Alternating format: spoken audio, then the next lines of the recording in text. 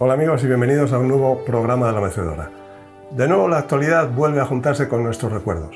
Parece mentira que hoy, que la palabra memoria se repite tanto, nos olvidemos de aquellos que trabajaron y estudiaron para hacer nuestra vida un poquito mejor.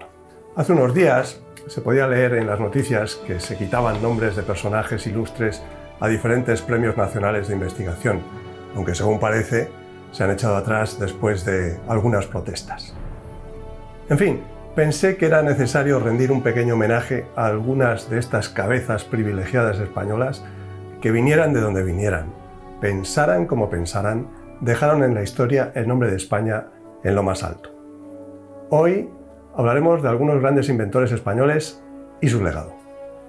No os vayáis, descubriremos cosas que estoy seguro que a lo mejor teníamos un poco olvidadas y otras quizá no supiéramos. Comenzamos en un momento.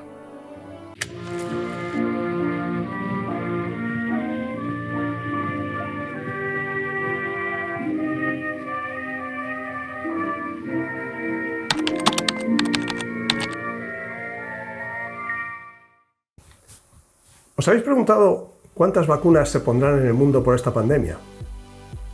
Yo recuerdo que de chico, cuando estábamos malos, mi padre era el que nos pinchaba con una jeringa de cristal que hervía en el fuego para esterilizarla en una especie de lata ovalada. Luego venía eso del culo floiso y relájate, pero eso ya son historias más íntimas. Bueno, pues bien, uno de los inventos que mayores vidas ha salvado ha sido la jeringuilla hipodérmica desechable. Manuel Jalón, un riojano, ingeniero aeronáutico militar, nacido en 1925 y que murió en el 2011, fue quien en 1973 patentó la jeringuilla como en la actualidad la conocemos, extendiéndose su empleo rápidamente. Hermética y de fácil uso, ha sido el pilar fundamental en la medicina desde entonces.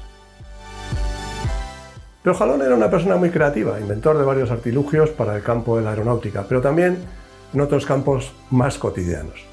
Revolucionó los hogares de todo el mundo porque patentó la fregona.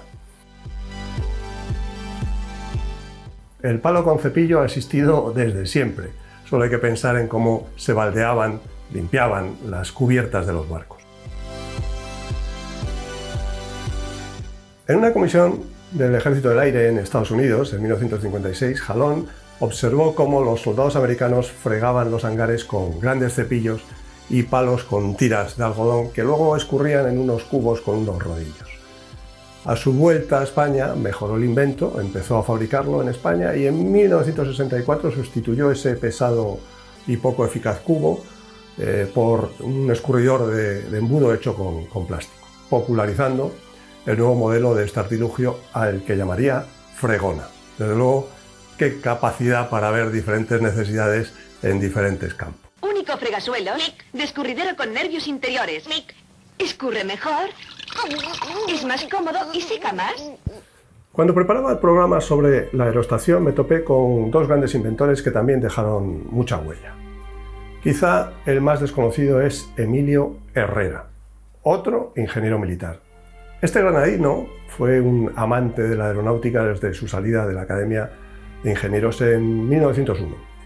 En 1905 realizó una ascensión en globo para estudiar un eclipse solar y 3 años más tarde batió el récord español de altura en globo.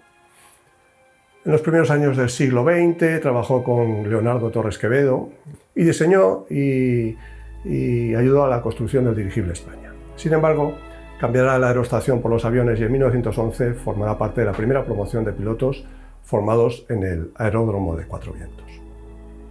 Participó en la Guerra de Marruecos como piloto y poco a poco empezó a decantarse por la técnica frecuentando diferentes sociedades matemáticas y de investigación, siendo uno de los impulsores de la visita de Einstein a España en 1923. Pero bueno, vamos a lo que nos ocupa. Unos años antes de la Guerra Civil comienza a profundizar en los estudios de los diferentes niveles de la atmósfera y prepara su ascensión a la estratosfera en un globo aerostático, más allá de los 22.000 metros de altitud.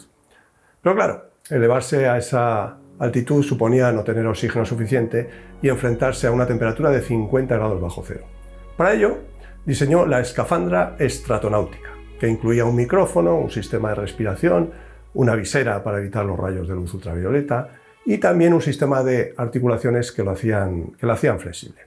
Por desgracia, el inicio de la Guerra Civil le impidió realizar este vuelo proyectado y acabó exiliado en París, llegando a ser presidente del gobierno de la República en el exilio. Años más tarde, la NASA le propuso participar en el proyecto de poner un hombre en la Luna, pero no accedió. Los planos de su traje fueron robados. Nunca se supo por quién. Todo el mundo lo atribuyó a los americanos, ya que muchos de sus adelantos fueron aprovechados por ellos. Pero cosas de la vida, el traje era clavado al de los rusos. Emilio Herrera moría en Ginebra en 1967. Si hay un inventor que se adelantó a su tiempo y de sus ideas nacieron muchísimos aparatos actuales, fue Leonardo Torres Quevedo. Ingeniero de caminos, nació en Cantabria en 1852 y murió en 1936 a los 84 años. Estaríamos varios programas hablando de sus inventos, pero os contaré los más significativos. Diseñó sistemas de teleféricos que todavía hoy están en funcionamiento. Fijaros, en 1907 construyó el primer transbordador apto para el transporte público de personas en el monte Ulía, en San Sebastián. Luego, entre 1914 y 1916, construyó el Spanish Aerocar en las cataratas del Niágara, en Canadá, un transbordador de 550 metros de luz entre dos puntos diferentes de las orillas canadienses en un recodo del río Niágara, que todavía hoy está en activo.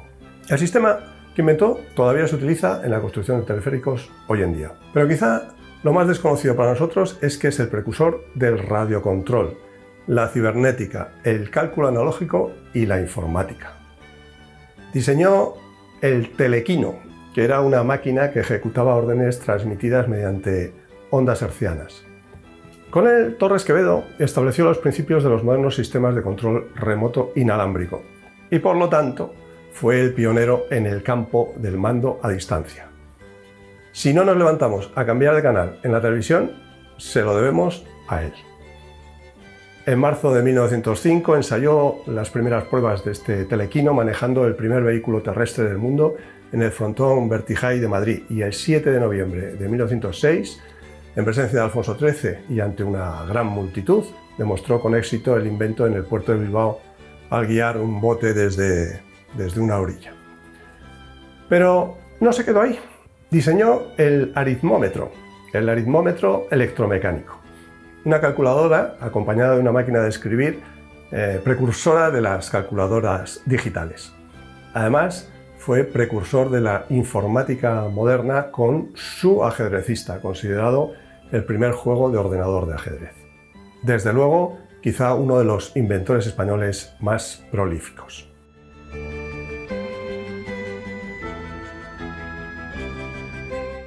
¿Qué diríais si os cuento que el precursor del libro electrónico fue diseñado por una española en 1942 en el Ferrol?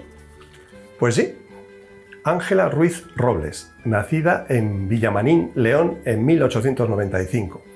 Estudió magisterio y se dedicó a la enseñanza en diferentes escuelas y siempre trabajó por la innovación de los campos de la pedagogía y la didáctica.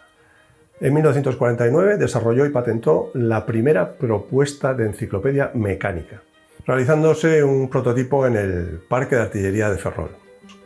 Bueno, según ella, la enciclopedia mecánica era necesaria porque aligeraba el peso de las carteras de los alumnos, hacía más atractivo el aprendizaje y adaptaba la enseñanza al nivel de cada estudiante. Y un prototipo quizás llamado a revolucionar el concepto que tenemos de los libros.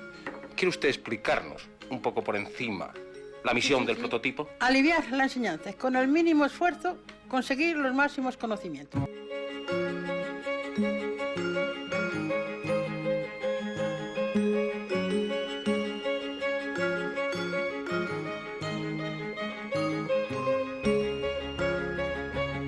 Juan de la Cierva Codorniu nació en 1895 en Murcia, ingeniero de caminos, y desde chico fue un apasionado de la aviación, construyendo algún que otro prototipo. En 1912, y con tan solo 16 años, de la Cierva, junto a unos amigos, logró construir y hacer volar un avión biplano, al que bautizó con el nombre de El Cangrejo. Pero desgraciadamente para él el aparato acabó estrellándose, lo que provocó que las familias de los jóvenes no vieran con muy buenos ojos aquellas aventuras, aquellas inquietudes.